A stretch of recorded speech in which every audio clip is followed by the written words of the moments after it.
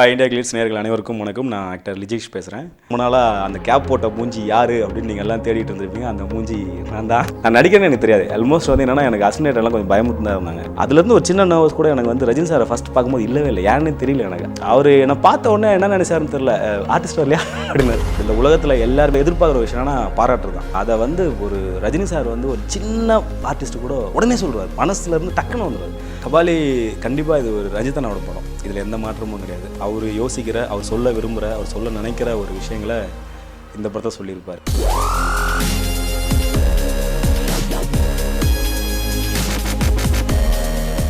கபாலி படத்தில் நடிக்கிறதுக்கான சான்ஸ் எப்படி கிடைச்சது? இல்லை, ஆக்சுவலி கபாலி வந்து மெட்ராஸில் நடித்தவங்க எல்லாருமே தான் நடிக்கணுன்றதுல ரஜிதன் நான் முடிவாக இருந்தான்னு நினைக்கிறேன்.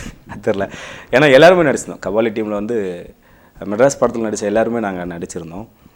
நான் நடிக்கிறேன்னு எனக்கு தெரியாது. ஆல்மோஸ்ட் வந்து என்னென்னா எனக்கு அசினேட்டர்லாம் கொஞ்சம் பயமுட்டு தான் இருந்தாங்க. டே நான் இருக்கேன், நான் அந்த படத்தில் மெட்ராஸில் இருந்து நான் இருக்கேன், தெரிலடா, ஏன்னா சின்ன பையனாக இருக்க, எல்லாருமே மெச்சூர்டாக தான் போட போகிறாங்க கேரக்டர், அதனால் தெரில. ஒரு வேளை இருந்தால் இருப்பேன், ஒரு சீன் ஒரு ஷாட் அது போல் இருக்கும். திடீர்னு ஒரு நாள் ரஞ்சிதன் எடுத்து ஃபோனு, என்னடா பண்ணிட்டு இருக்காரு, வீட்டில் தான் இருக்கானே. சரி எவ்வளோ கேஜி போட்டினார், 70 இருக்கானே அப்படின்னா. சரி ஆஃபீஸ்க்கு அப்படின்னாரு. சரின்னு ஆஃபீஸ் போன உடனே சரி ஒல்லியாக இருக்கேடா அப்படின்னாரு. ஐயோ நீங்கள் என்ன பண்ண சொல்லுங்கள், எது வேணாலும் ரெடி அப்படின்னேன். சரி ஒரு 10-15 கிலோ ஏற்ற முடியுமா ஒரு மாதத்தில் அப்படின்னாரு. ஐயோ ஒரு மாதத்தில் ஏற்ற முடியாது, பட் நான் ட்ரை பண்ணுறேன் அப்படின்னேன். இதோட ஒரு மாதம் கழிச்சு தான் என்னை பார்க்கணும் அப்படின்னாரு. சரி யாருக்குறைய ஒரு 15-20 நாள் கழிச்சு நான் அப்போ ஒரு பார்க்கும்போது செம்ம வெயிட்டெல்லாம் போட்டு ஒரு ஒன் மந்தில் நான் ஒரு 15 kg, ஆல்மோஸ்ட் 12 to 15 kg ஏற்றிட்டேன். அவர் செம்ம ஹாப்பி, பரவாயில்ல ஓகே, ஸோ ஒரு சின்ன ரோல் ஒன்று இருக்குது, அது நீ பண்ண முடிஞ்சால் இன்னும் கொஞ்சம் வெயிட் ஏற்றிக்க அப்படின்னு சொன்னார். ஸோ படம் ஆரம்பிக்கும் போதெல்லாம் ஒரு 18-20 கிலோ ஏறிடுச்சு. ஸோ இப்படி தான் என்னோட கபாலியோடைய ஸ்டார்டிங் வந்து என்னோட வெயிட் உடம்பு ஏற்றுறது தான் ஆரம்பிச்சது. ஸோ ஒரு 20 கிலோ ஏற்றிட்டு போய் நிற்கும்போது ஒரு பயங்கர ஹாப்பி ஆகிட்டு, ஒரு சின்னதாக ஒரு ரோல் இருக்குது, நீ பண்ண நல்லாயிருக்கும் அப்படின்னாரு. சரி ஓகே. சூப்பர் ஸ்டார் கூட ஸ்க்ரீன் ஸ்பேஸ் ஷேர் பண்ணியிருக்கீங்க, அந்த ஃபீல் பற்றி சொல்லுங்கள். இல்லை, எனக்கு வந்து கபாலிக்கு முன்னாடி நான் வந்து மெட்ராஸ் பண்ணேன். மெட்ராஸில் ஒரே ஒரு சீன் நடிச்சுட்டு, மெட்ராஸ் பார்த்துலாம் நம்ம நடிக்கிறதுக்கு கூப்பிடுவாங்களா அப்படின்ற ஒரு பயம் இருந்துச்சு. திடீர்னு ஒரு நாள் கூத்து எனக்கு வாய்ப்பு அமைஞ்சுது. டைரக்டர் நெல்சன் கூப்பிட்டு, எனக்கு மெட்ராஸ் படத்தில் உங்கள் லுக் எனக்கு பிடிச்சிருந்தது, ஸோ எனக்கு ஒரு நாள் கூத்தில் இந்த கேரக்டர் நீங்கள் பண்ண அப்படின்னாரு. சரி நம்மளை நம்புறாருன்னு சொல்லிட்டு பார்த்தா அவர் நிறைய டைலாக்ஸ்லாம் கொடுத்து ஒரு நாள் கூத்து படத்தில் நான் நடித்தேன். ஒரு பெரிய கேரக்டர் ஒன்று நடித்தேன் ஒரு நாள் கூத்தில். ஸோ அதில் இருந்த நர்வஸ் கூட எனக்கு அந்த ஒரு நாள் கூத்தில் இருந்த ஒரு ஃபஸ்ட் ஷாட் வைக்கும்போது ஒரு நர்வஸ் இருந்துச்சு.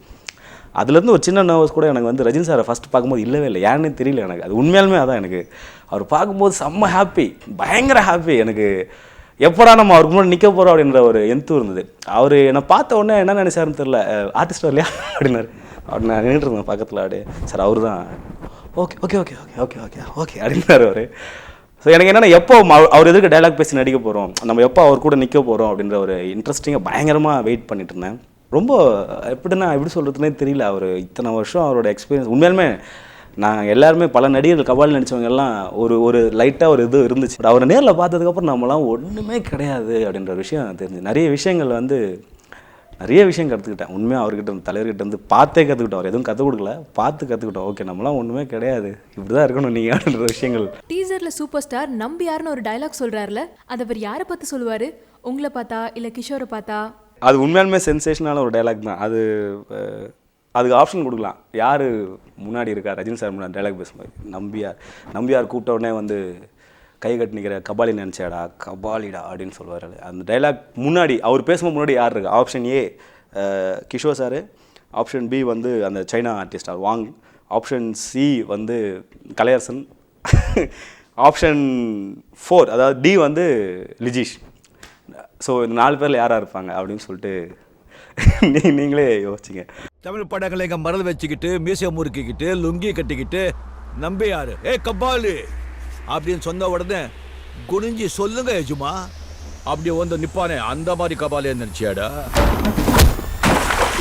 கபாலிடா.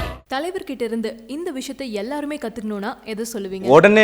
உடனே உண்மையாக நம்ம எனக்கு தெரிஞ்சு நான் இது என்னோட கான்செப்ட். இந்த உலகத்தில் எல்லாருமே அம்மா அப்பா ஒய்ஃபு தங்கச்சி தம்பி எல்லாருமே புள்ள கூட எதிர்பார்க்குற விஷயம் என்னன்னா பாராட்டு தான். நம்ம நல்லா பண்ணால் சூப்பராக பண்ணுற அப்படின்னு ஒரு பாராட்டு இருக்குல்ல, அதுதான் இந்த உலகமே எதிர்பார்த்துட்ருக்கு. அதை ஒன்று நீங்கள் லவ்வில் பண்ணாலும் சரி, ஃப்ரெண்ட்ஷிப்பில் பண்ணாலும் சரி, பேரண்ட்ஸ் பண்ணாலும் சரி, அது ஒரு என்கரேஜ்மெண்ட்டாக இருக்கும். அதை வந்து ஒரு ரஜினி சார் வந்து ஒரு சின்ன ஆர்டிஸ்ட்டு கூட சூப்பர் சூப்பர் சூப்பர் சூப்பர்ன்றார், உடனே சொல்கிறார், மனசுலேருந்து டக்குன்னு வந்துடுவார். அதை அவர் சொல்லணுன்ற அவசியம் கிடையாது. அதுதான் ரொம்ப முக்கியமான விஷயம். அது நல்லா பண்ணீங்க அப்படின்ட்டு கூட போயிடலாம், நம்ம போய் சார் எப்படி பண்ணணும்னு கூட கேட்கலாம். அப்போல்லாம் இல்லை, அவர் பார்த்த உடனே சூப்பர் சூப்பர் சூப்பர் அப்படின்னாரு. அது அதான் அந்த மனசு விட்டு பாராட்டுற ஒரு விஷயம் இருக்குல்ல, அது அவரை நம்ம பார்க்குற மாதிரி நம்ம நினைக்கிற அளவு கூட அவர் இல்லை, அதை விட ரொம்ப சிம்பிளாக இருக்கார். ஸோ நம்ம உண்மையாலுமே எதுவுமே கிடையாது லைஃப்பில், அவ்வளோதான் போகிற மாதிரி போகிறது தான் நல்லது, மனசில் மைண்டில் எதுவும் ஏற்றிக்கிட்டா வேஸ்ட்டு, அது அந்த அளவுலாம் ஒன்றுமே கிடையாது லைஃப்ன்றதுலாம் நிறைய சொல்லாமல் சொல்லி கொடுத்தாரு எங்களுக்கு. அதை விட ரஞ்சித் அண்ணா, ஏன்னா ரஞ்சித் அண்ணா கூட இருந்தாலே முடிஞ்சுது, நம்ம வந்து ஒரு சூப்பரான ஒரு ஹியூமன் பீயிங்காக மாறிடலாம். நான்லாம் நிறைய கற்றுக்கிட்டேன் ரஞ்சித் அண்ணா இருந்து. வாய் திறந்து எதுவுமே கற்றுக் கொடுக்க மாட்டார் அவர்லாம், அவர் கூட இருந்தாலே போதும் நம்ம கற்றுப்போம். ஓ அப்படியா அப்படின்னுவார், ஹாப்பியாக இருக்கும்போது ஹாப்பியாக இருறான்னுவார், அழந்து தோணிச்சா போய் அழுதுட்டு அப்படின்றாரு, எதுவுமே சொல்ல மாட்டார், நம்மளை பண்ண வச்சுருவார் அவர். ஸோ இந்த மாதிரி 2 பேர் கூட நம்ம இருக்கும்போது உண்மையாலுமே நிறைய நான் மாறிட்டேன், எனக்கே தெரியுது நான் எவ்வளோ மாறிருக்கு. எனக்கு எங்கள் அம்மா அப்பாவே சொல்கிறாங்க நிறைய மாறிட்டேன்னு. ஏன்னா ஒரு 4 வருஷமாக நான் ரஞ்சித் அண்ணா கூட தான் ட்ராவல் ஆகிட்டு. மெட்ராஸ் படத்துக்கு அப்புறமா திரும்பவும் ரஞ்சித்தோட ஒர்க் பண்ணுறீங்க, செகண்ட் ஃபிலிம், அதை பற்றி சொல்லுங்கள். எனக்கு லைஃப் அவர் தான் கொடுத்துருக்காரு. ஏன்னா சாதாரண ஒரு ஆங்கராக இருந்த என்னை வந்து ஒரு நடிகனா ஃபஸ்ட்டு என்டர்டெயின் பண்ணிடலாம், நான் என்ன பார்த்துக்கிட்டேன், ஒரு சின்ன சின்ன சீனில் பார்த்துக்கிட்டேன். அதுக்கப்புறம் அதோட ஒரு உத்வேகம், ஏன்னா சுற்றி என்டர்டெயின் பண்ணிகள் பார்த்தீங்கன்னா என்னை சுற்றி வினய், ஜீவா, சந்தானம் 3 பேருமே இருக்கும்போது எனக்கு அவங்களுடைய அந்த ஒரு இது எனக்கு ரொம்ப இன்னும் அதிகமாச்சு. அவங்க பண்ணுற விதங்கள், அவங்களுக்கு கிடைக்கிற மரியாதைகள், அவங்களுடைய பர்ஃபார்மன்ஸ் ரொம்ப சந்தானம் சார்லாம் பட்னு அடிச்சது, ஜீவா வந்து டக்குன்னு அழுதது, வினயோட கோவம், ஒரு ஆர்டிஸ்ட் இவ்வளோ ஃபாஸ்ட்டாக இருக்காங்க, அவங்களுக்குள்ளே இவ்வளோ விஷயங்கள் இருக்குது, நம்ம வந்து இன்னும் வேகமாக நிறைய கற்றுக்கணும், நிறைய ஒரு பெரிய ஆர்டிஸ்ட் ஆகணும், நிறைய விஷயங்கள் தெரிஞ்சுக்கணும் அப்படின்றது எனக்கு ஃபஸ்ட்டு நான் கற்றுக்கிறது என்டர்டெயின் பண்ணிகள் தான். அந்த வாய்ப்பு எனக்கு வந்து மெட்ராஸில் ரஞ்சித் அண்ணா எனக்கு கொடுக்கும்போது என்னை நம்பி, அது ஒரு பெரிய கிஃப்ட். ஆக்சுவலாக பார்த்தா நான் சும்மா பார்க்க போனேன் ரஞ்சித் அண்ணாவை, நான் வந்து அட்டகத்தி படம் பார்த்துட்டு நல்லா இருக்குது சூப்பராக இருக்குன்னு சொல்கிறதுக்காக போனேன். அது மூலிமா திடீர்னு எவனோ ஒருத்தர் ஆக்சிடென்ட் ஆகி வராமல் போயிட்டான் மெட்ராஸ் ஷூட்டிங்கு, அது எனக்கு கிடச்சிது. ஏன்னா ரஞ்சித் அண்ணாவோட ஒரு பெரிய விஷயம் என்னென்னா, ஒரு ஹீரோ, ஒரு ஹீரோயின், ஒரு கேரக்டர் ரோல் அவங்கள மட்டும் பார்க்க மாட்டார், அந்த சுற்றி இருக்க அட்மாஸ்பியர் ஃபுல்லாக ஒரு மைண்டில் ஓடிட்டே இருக்கும். ஒரு ஷாட் வைக்கிறாருன்னா அவங்க பின்னாடி யார் இருக்காங்க, அவங்க என்னென்ன பர்ஃபார்மன்ஸ் பண்ணணும், அவங்க எப்படி பண்ணணும், அதெல்லாம் யோசிப்பார். ஸோ அதுதான் எங்களை மாதிரி சின்ன நடிகர்களுக்கு அவரோட படத்தில் நடிக்கும்போது பெரிய ப்ளஸ் என்னென்னா, நாங்கள் ஒரு ஹீரோவை மட்டும் தான் கவனிப்பாங்க எல்லாருமே, பின்னாடி நாங்கள் வந்து எதையாவது பேசிட்டு இருக்கோம், அதை கூப்பிட்டு திட்டுவார் அவர், நீ என்ன பண்ணிட்டுருக்காங்க பண்ணிகிட்டு இருக்கும்போது நீ எதாவது பண்ணு அப்படின்னு. நம்ம அதை நல்லா பண்ணிட்டோன்னா அடுத்த சீனில் நம்மளுக்கு அந்த இன்னொரு ஷாட் நம்மளுக்கு கிடைக்கும். ஸோ அந்த மாதிரி மெட்ராஸ்லாம் வந்து நான்லாம் பயங்கர ஆர்வமாக அவர் கண் பார்வையிலே படுற மாதிரி எல்லா விஷயத்தையும் பண்ணிகிட்டே இருப்பேன் நான். ஸோ அது ஒரு பயங்கரமான எக்ஸ்பீரியன்ஸ். அதுக்கப்புறம் மெட்ராஸில் கிடச்சிது. மெட்ராஸ்க்கு அப்புறம் என்னென்னா, அதில் நாங்கள் காட்டின ஆர்வம், அதில் நான் சின்ன பர்ஃபார்மன்ஸ் அவருக்கு எந்த விதத்தில் நம்பிக்கை கொடுத்துச்சுன்னு உண்மையாலுமே எனக்கு தெரியல. ஸோ அதுக்கப்புறம் கபாலியில் வந்து உண்மையாலுமே ரஜினி சார் எதிர்க்க நம்ம ஒரு நடிக்கிறோம் அப்படின்னும்போது அந்த நம்பிக்கை வந்து பெரிய லெவலில் அது வச்சுருந்தார் அவர் என் மேலேன்னு நினைக்கிறேன். ஸோ அது 2வது படத்தில் 3வது படத்தில் நம்மளுக்கு கிடைக்குதுன்னா அது வந்து அது ஒரு வரம், கடவுள்கிட்ட இருந்து கிடைச்ச வரம். அது ரஞ்சித் அண்ணா எனக்கு கிடச்சிருக்கு. கபாலி என்ன மாதிரியான ஒரு படமாக இருக்கும்? கபாலி கண்டிப்பாக இது ஒரு ரஞ்சித் அண்ணாவோட படம், இதில் எந்த மாற்றமும் கிடையாது. அவர் யோசிக்கிற, அவர் சொல்ல விரும்புகிற, அவர் சொல்ல நினைக்கிற ஒரு விஷயங்களை இந்த படத்தை சொல்லியிருப்பார். ஆல்ரெடி மெட்ராஸ்லேயே தெரியும் உங்களுக்கு, அந்த ஒரு படம் தெரியும் ரஞ்சித் அண்ணாவுக்கு எந்த மாதிரியான படம்னு சொல்லிட்டு, அந்த மாதிரி ஒரு படம் தான் இது. ரஜினி சாருக்கு இது அவரே சொல்லியிருக்காரு, எனக்கு நான் பண்ண படங்களில் எனக்கு ரொம்ப பிடிச்ச படத்தில் கபாலியும் சேர்ந்துருச்சுட்டார். ஸோ நம்ம அதுக்கு மேலே வேறு எதுவுமே பேச வேண்டிய அவசியமே இல்லை கிடையாது. ஆடியன்ஸ்க்கு ஒரு பெரிய ட்ரீட் இந்த படம், பெரிய ட்ரீட் இந்த படம். இன்னும் ரஜினி சாரோட கெட்டப் நம்ம பாஷா கெட்டப் வச்சு தான் இன்ன வரைக்கும் ஓடிட்டுருக்கோம். அந்த மாதிரி இதுக்கப்புறம் இங்கேருந்து ஒரு 25 வருஷம் நம்ம இந்த கெட்டப் ரஜினி சார் கபாலியோட கெட்டப் வச்சுட்டு நம்ம ட்ராவல் ஆகலாம். ஸோ ஆடியன்ஸ்க்கு செம்ம ட்ரீட்டாக இருக்கும், சாங்ஸ் சூப்பராக இருக்கும், அண்டு கேமரா லொக்கேஷன்ஸ்லாம் உங்களுக்கு வந்து இது வரைக்கும் நீங்கள் பார்க்காத ஒரு மலேசியாவோ இல்லை தாய்லாந்தோ அந்த மாதிரி விஷயங்கள்லாம் நீங்கள் பார்ப்பீங்க. Murali sir cameraman sir Murali sir செம்மையாக பண்ணியிருக்காங்க. ராமலிங்க அண்ணன், ஆர்ட் டைரக்டர் ராமலிங்க அண்ணன், நீ எது வந்து செட்டு எது ஒரிஜினல் கண்டுபிடிக்காத அளவு இருக்கும், அந்த அளவுக்கு செம்ம ஹார்ட் ஒர்க். இது வந்து எப்படின்னா நெருப்புடா மாதிரி தான், எல்லாருமே நெருப்பு தான் இந்த படத்தில், அப்படி பயங்கரமாக ஒர்க் பண்ணியிருக்காங்க. ஸோ அந்த ஒர்க் எல்லாமே உங்களுக்கு கபாலி வரும்போது தெரியும், கண்டிப்பாக தெரியும். ஃபுல்ஃபில்லாக இருக்கும், செம்ம சூப்பர் பேக்கடான ஒரு ஹாப்பியான ஒரு ட்ரீட்டாக இருக்கும் கபாலி கண்டிப்பாக.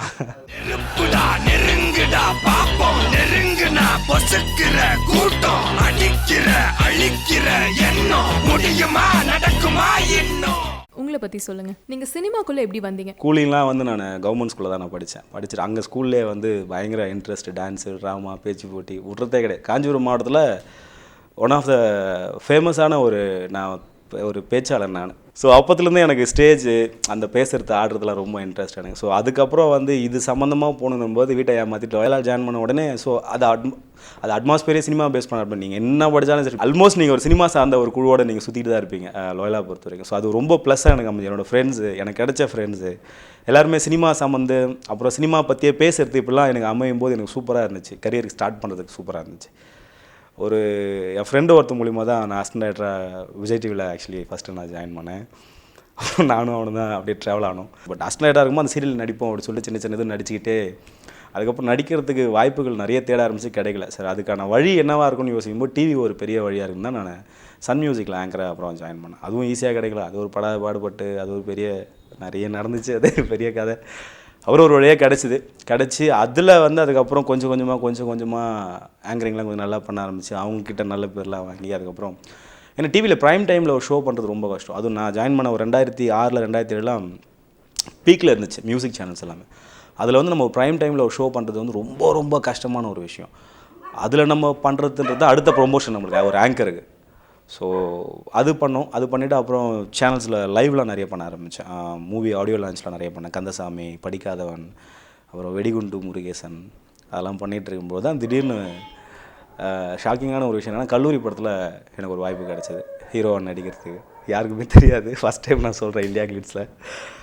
அந்த படத்தில் நான் ஆல்மோஸ்ட் கன்ஃபார்ம் ஆயிருந்தேன். கன்ஃபார்மாக நான் தான் ஹீரோவாக நடிக்கிறதா இருந்துச்சு. ஒரு 2 வருஷம் நானும் தமன்னாவும் ஒரு ஏறக்குறைய பல நாட்கள் audition, test shoot, photo shoot அப்படி இப்படின்னு சொல்லிட்டு தமன்னா கூட ட்ராவல் ஆன டைம்லாம் கூட இருக்குது. தமன்னாவோட ஃபஸ்ட்டு ஹீரோ நான் தான். யாருக்கா தெரியுமா? அதுக்கப்புறம் ஏன் நான் அதில் நடிக்கலைன்னு எனக்கே தெரியல. பட் ஏன்னா நான் சன் மியூசிக் பண்ணிகிட்டு இருக்கும்பொழுதே அது பாலசக்திவேல் சார் என்னென்னா நீ கொஞ்சம் நல்லா எனக்கு வந்து கிராமத்து பையனாக அவனை நீ நல்லா ஒரு மாதிரி சிட்டி பையனாக மாறிட்டேன், மேக்கப்லாம் போட்டு இருறா கொஞ்சம் வெயிட் பண்ணணும் அப்படின்னாரு. சரி. பட் ஆனால் அந்த டைமில் நான் நிறைய கற்றுக்கிட்டேன் சினிமாவுக்கு எப்படி நடிக்கணுன்ற விஷயங்கள். ஏன்னா காலேஜில் வந்து நான் ஸ்ட்ரீட் பே என்ன பண்ணுவேன், சினிமாவுக்கு எப்படி நடிக்கணும்னு எனக்கு தெரியாது. விட்டா அப்படியே தெரு ஃபுல்லாக ஊந்து பறந்து நடிக்கிறது தான். இந்த ஃப்ரேமில் நடிக்கிறது சுத்தமாக நம்மளுக்கு தெரியாது. பட் அவர்கிட்ட அந்த 2 வருஷம் அந்த ஆடிஷன் டெஸ்ட் ஷூட்லாம் பண்ணும்போது அங்கே நிறைய விஷயம் அசிஸ்டன்ட் சிவகுமார் சார் எனக்கு கற்றுக் கொடுத்தாங்க. இதான் ஃப்ரேமில் இவ்வளோ தான் நடிக்கணும், இப்படி தான் அழணும் அப்படின்றதெல்லாம் கற்றுக்கிட்டாங்க. அந்த டைமில் நான் கற்றுக்கிட்டேன் உண்மையாலுமே. ஸோ அதுக்கு நான் நடித்தனோ இல்லையோ அந்த விஷயங்கள் கற்றுக்கிறதுக்கு நான் கண்டிப்பாக பாலசக்திவேல் சாருக்கு நன்றி சொல்லியே ஆகணும். அண்டு அதுக்கப்புறம் மறுபடியும் என்ன அதில் எனக்கு கிடைக்காம போனதுனால ரொம்ப வெக்ஸ் ஆகிட்டேன். பயங்கர வெக்ஸ் ஆகிட்டேன். சினிமாவில் நம்மளாம் கிடைக்காது வாய்ப்பு. வெளியே இருந்து ஒருத்தர் வந்து சினிமாவில் நடிக்கிறது ரொம்ப கஷ்டம் அப்படின்னு சொல்லிட்டு அதுக்கப்புறம் சரி டிவியே நம்ம கண்டினியூ பண்ணிக்கிட்டே சினிமாவில் ட்ரை பண்ண கமிட் ஆகும், கேன்சல் ஆகும், கமிட் ஆகும், ட்ராப் ஆகும், கமிட் ஆகி ஷூட்டிங் போயிட்டு படம் வராமலாம் நின்று இருக்குது எனக்கு. ஸோ அப்போல்லாம் படம் ரிலீஸ் ஆனதுக்கப்புறம் அந்த இன்டர்வியூவில் வச்சுப்போம். ஸோ அதுக்கப்புறம் அவ்வளோதான். நிறைய பெரிய கதை இருக்குது எனக்கு பின்னாடி. நிறைய ட்ராவல் கதைக்கு அப்புறம் பல பிரச்சனைகளுக்கு அப்புறம் ப்ராப்ளம்ஸுக்கு அப்புறம் ஒரு வழியாக எனக்கு ஃபஸ்ட்டு நான் மெட்ராஸ் தான். ஒரு நம்பிக்கையோட ரஞ்சிதன் என்னை கூப்பிட்டார். நம்பிக்கையோடு நானும் பண்ணேன். அந்த படம் கண்டிப்பாக நம்ம சின்ன ரோல் பண்ணோட நம்மளுக்கு ஒரு பெரிய ஸ்டார்ட் அப்பாக இருக்கும்னு நான் நினச்சி நான் பண்ணேன். அதே போல் இன்றைக்கி நடந்திருக்குன்னு நினைக்கிறேன். இன்றைக்கி கபாலியில் வந்து நிற்கும்போது ஒரு கனவு மாதிரி தான் இருக்குது உண்மையாலுமே. சார் ரஜினி சாரோட நடிச்சுட்டு வந்தது, ரஞ்சிதனை என்னை கூப்பிட்டு நடிக்க வச்சதெல்லாம் நினைக்கும் போது ரொம்ப பெரிய கனவு மாதிரி தான் இருக்குது. ஒவ்வொருத்தருக்குமே அவங்களுக்குன்னு ஒரு ட்ரீம் கேரக்டர்ஸ் இருக்கும். உங்களுக்கு என்ன மாதிரியான கேரக்டர்ஸ் பண்ண ஆசை? இல்லைங்க, ஆக்சுவலாக சன் மியூசிக்கில் இருக்கும்போது எனக்கு வந்து ரொம்ப பெரிய ஆசை காமெடியாக ஒன்று ஆசை எனக்கு. இப்போ வரைக்கும் எனக்கு அந்த ஆசை இருந்துக்கிட்டு தான் இருக்குது. நான் காமெடி பண்ணணும்னு எனக்கு தெரியாது. பட் ஆங்கரிங் நல்லா ஜாலியாக பண்ணிகிட்டு இருப்பேன். அதனால் வந்து எனக்கு ஒரு இன்ட்ரெஸ்டே காமெடியாக வரணும் தான். திடீர்னு ஹீரோவா சான்ஸ் நிறைய வந்துச்சு. சன் மியூசிக் பார்த்து நிறைய பேர் எனக்கு ஹீரோ தான் கூப்பிட்டாங்க. எனக்கு அன்னை வரைக்கும் ஹீரோ கனவே கிடையாது. ஆனால் அந்த கனவு வந்து ஒரு 2-3 வருஷம் ஆயிடுச்சு. அது வேறு விஷயம். ஆனால் அதுக்கப்புறம் எதாவது ஒன்று நடித்தா போதும் நான் சுற்றிக்கிட்டு இருக்கும்போது சரி எதாவது நடிப்போன்னும்போது எதுவுமே தெரில. அது ஏன்னு தெரில, அமையாமே போயிட்டே இருந்துச்சு. இப்போ வரைக்கும் எனக்கு வந்து ஹீரோவாக நடித்தாலும் சரி, வில்லனாக நடித்தாலும் சரி, காமெடியாக நடித்தாலும் சரி, நல்லா நடிக்கணும் அப்படின்ற ஐடியா தான் இருக்குது. ஆல்மோஸ்ட் இப்போதைக்கு எனக்கு எது வந்தாலும் நல்லா பண்ணணும், நல்லா நடிக்கணும். ஏன்னா இன்றைக்கி இண்டஸ்ட்ரி வேறு மாதிரி ஆகிடுச்சு. நம்ம முன்னே இருந்த இண்டஸ்ட்ரியில் இப்போ நிறைய மாறி இருக்குது. ஒரு காமெடினை ரசிக்கிறாங்க, வில்லனுக்கு ஃபேன்ஸ் இருக்காங்க, ஹீரோவோட ஃப்ரெண்டுக்கு ஃபேன்ஸ் இருக்காங்க. ஸோ மக்கள் வந்து நல்லா பசங்க சூப்பராக பார்க்க ஆரம்பிச்சிட்டாங்க சினிமா. அதனால் இனி எது நடித்தாலும் நல்லா நடித்தா போதும். அந்த ஐடியா தான் இப்போதைக்கு. மற்றபடி பெரிய கனவுலாம் எதுவும் இப்போதைக்கு கிடையாது. நல்லா நடிக்கணும், நிறைய படங்கள் நடிக்கணும், பெரிய ஹீரோ கூட நடிக்கணும், அவ்வளோதான். வேறு எதுவும் கிடையாது. இப்போ சினிமாவை பொறுத்த வரைக்கும் முக்கால்வாசி இப்போ வாரிசு நடிகர்கள் தான் நடிக்க வராங்க. ப்ரொடியூசர்ஸ், ஹீரோஸ்னு எல்லாருமே அவங்களோட வாரிசை சினிமாவில் இறக்கி விடுறாங்க. பட் ஒரு நியூ கமருக்கு அதுவே ரொம்ப சேலஞ்சிங்காக இருக்குது. அதை பற்றி உங்களோட ஒப்பீனியன்? இல்லை, அதை நம்ம குறை சொல்லவே முடியாது. அது நீங்கள் போலீஸ்கார் பையன் தான் போலீஸ் ஆக முடியும் ஈஸியாக. டாக்டர் பையன் ஈஸியாக டாக்டர் ஆகிடலாம். இதை நீங்கள் எப்படி குறை சொல்லுவீங்க? அது குறை சொல்லவே முடியாது. அது வந்து அவங்களோட ப்ரொஃபஷன். அவங்க தாத்தா அப்பா ஸ்டாண்ட் பண்ணதுனால அடுத்து அவங்க பையனை அவர் இறக்குறாரு, அவங்க பொண்ணு, அது வந்து நம்ம குறை சொல்ல முடியாது. ஸோ இதில் நீ மெரிட்டில் பாஸ் பண்ணால் டாக்டர் சீட்டு கிடைக்கும். அந்த மாதிரி தான் இது. இதில் நீ எவ்வளோ போராடி வரன்றது தான் முக்கியமே தவிர, அதே போல் சினிமா வந்து ஒரு ரியல் எஸ்டேட் மாதிரி. நீ எங்கேனா லே அவுட் போட்டு விற்றுக்கலாம், பிரச்சனையே கிடையாது. பெரிய இது காம்பவுண்டே கிடையாது, ஓப்பன் தான். இது கடல் மாதிரி தான். இது ஸ்விம்மிங் பூல் மாதிரி பாக்ஸ் கிடையாது. இது நீங்கள் எங்கேனாலும் நீச்சல் அடிச்சுக்க முடிஞ்சால் அடிச்சுட்டு வந்து சேர்ந்துருன்றது தான். அது ஒரு பெரிய ப்ளஸ் சினிமாவில். நீங்கள் வேறு எந்த பிஸ்னஸ் பண்ணாலும் உங்களுக்கு வந்து ஏற்கனவே ஒரு காம்படிட்டர் ஒருத்தருப்பான், நீங்கள் ஈஸியாக போய் பண்ண முடியாது. பட் சினிமாவில் வந்து அது ஒரு பெரிய ப்ளஸ். டேலண்ட் இருக்கும், ஒரு நாள் கண்டிப்பாக வந்துடுவோம், அதை மறைக்கவே முடியாது. பட் அந்த டேலண்ட்டை எந்த நேரத்தில் எப்போ நீங்கள் வெளிப்படுத்த காத்துட்ருக்கீங்கிறது தான் ரொம்ப முக்கியம். உங்களுக்காக ஒருத்தர் கண்டிப்பாக இருப்பாங்க. அந்த ஒருத்தரை நீங்கள் தேடணும். அது நான் 10 பேர் தேட்ட கிடைக்கலன்னா 10,000 பேரை தேடினா மட்டும்தான் அந்த ஒருத்தர் கிடைப்பாங்க. அந்த ஒருத்தரை தேடுறது தான் உங்களோட ட்ராவல். அந்த ஒருத்தர் கிடைக்கும்போது கண்டிப்பாக உங்களுக்கான ஸ்டார்ட் அப் கிடைச்சிரும். அந்த ஒருத்தர் தான் எனக்கு ரஞ்சித் தான். ஓகே, இப்போ இவ்வளோ நேரம் இன்டர்வியூ பார்த்த இந்தியா கிளிட்ஸ் நேயர்கள் அனைவருக்கும் ரொம்ப ரொம்ப நன்றி. இந்தியா கிளிட்ஸ் இது என்னோட ஸ்பெஷல் இன்டர்வியூவாக இருக்கும். ஏன்னா சினிமாவுக்கு வந்து என்னோடய ஃபஸ்ட் இன்டர்வியூ இந்தியா கிளிட்ஸ் தான் நான் கொடுத்துருக்கேன். அது காரணமும் இருக்குது. என்னை தேடின ஒரு ஆள் இந்தியா கிளிட்ஸ் தான். ஏன்னா அவங்க கபாலி ரிவ்யூவில் வந்து அந்த கேப் போட்டவர் யார் அப்படின்னு சொல்லிட்டு ஒருத்தர் எனக்கு கிண்டல் பண்ணியிருந்தார். ஸோ அதை கேட்டு நானே சிரிச்சேன். டே அது நான் தான்டா அப்படின்னு சொல்லிட்டு சிரிச்சிட்டு இருந்தேன். அது கீழே கமெண்ட்ஸ் 2-3 பேர் கொடுத்தாங்க. சன் மியூசிக் விஜய் நம்மளுக்குலாம் பார்த்துருக்காங்க, நம்மளுக்கு ஞாபகம் வச்சுருக்காங்க நம்மளை. ஸோ அந்தளவுக்கு எனக்கு ஒரு ஹாப்பியான ஒரு ஆன்லைன் சேனல் இந்தியா கிளிட்ஸ் மாறிடுச்சு. ஸோ என்னோடய வாழ்நாளில் சினிமா கரியரில் மறக்க முடியாத ஒரு இன்டர்வியூ இந்தியா கிளிட்ஸோட இன்டர்வியூ. ஸோ இவ்வளோ நேரம் பார்த்த எல்லாருக்கும் ரொம்ப ரொம்ப நன்றி.